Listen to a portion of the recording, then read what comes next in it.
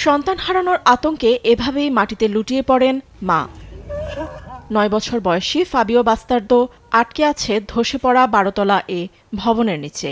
ভেনেজুয়েলার লাগুয়েরা উপকূলীয় শহর কারবালাদায় ধ্বংসস্তূপের নিচে ৮ দিন ধরে আটকে আছে শিশুটি।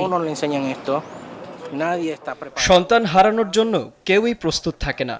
এর থেকে বেশি কষ্টের আর কিছুই হতে পারে না। আমার সন্তান আমার কলিজার টুকরো। তাদের ভবিষ্যতের জন্যই আমি এত পরিশ্রম করছি। যারা এখনো আপনজনকে খুঁজে পাননি, তারা মৃতদেহ দেখতে না পাওয়া পর্যন্ত অনুসন্ধান বন্ধ করবেন না।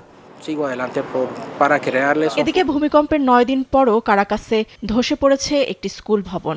আংশিক ভবন ধসে পড়ায় এলাকায় দেখা দিয়েছে আতঙ্ক। শহরের আরও বেশ কিছু ভবনও ধসে পড়ার ঝুঁকিতে। এরই মধ্যে চলছে উদ্ধার কাজ। এদিকে ভূমিকম্পের সবচেয়ে বেশি ক্ষতিগ্রস্ত লাগুয়েরার কারবেলাদা শহরের মানুষের মধ্যে উদ্বেগ উৎকণ্ঠা দিন দিনই বাড়ছে।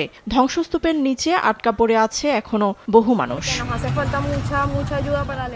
মজুক বিরাট কারবার, জিতে নাও ফ্যামিলি কার, স্পোর্টস বাইক ছাড়াও লক্ষ লক্ষ নিশ্চিত গিফট। আমরা সাহায্য চাইছি কারণ ধ্বংসস্তূপের নিচে আটকে থাকা মানুষ ও মৃতদেহগুলো উদ্ধার করতে আমাদের প্রচুর সাহায্যের প্রয়োজন। অনেকেই তাদের পরিবারের সদস্যদের ধ্বংসস্তূপের নিচ থেকে বের করে আনার অপেক্ষায় আছেন, যেন অন্তত তাদের দাফন করা যায়। ভেনেজুয়েলায় অন্তত ৩৮,০০০-এর বেশি মানুষ নিখোঁজ থাকায় মৃতের সংখ্যা আরও বাড়ার আশঙ্কা করছে জাতিসংঘ। দেশটিতে মৃতের সংখ্যা ছাড়িয়েছে ২৫০০। অন্তত ১২,০০০-এর বেশি মানুষ আহত হয়েছেন।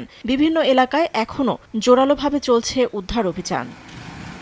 জোড়া ভূমিকম্পে কেঁপে ওঠার ৯ দিন পর মর্মান্তিক এ দুর্ঘটনা সামলে উঠতে শুরু করেছে দেশটি। যোগাযোগ ও তথ্য মন্ত্রণালয় জানিয়েছে ৩,০০০-এর বেশি আন্তর্জাতিক উদ্ধারকারী দল কাজ করছে। ৩০,০০০ স্থানীয় উদ্ধারকারী নিরলস চেষ্টা চালিয়ে যাচ্ছে।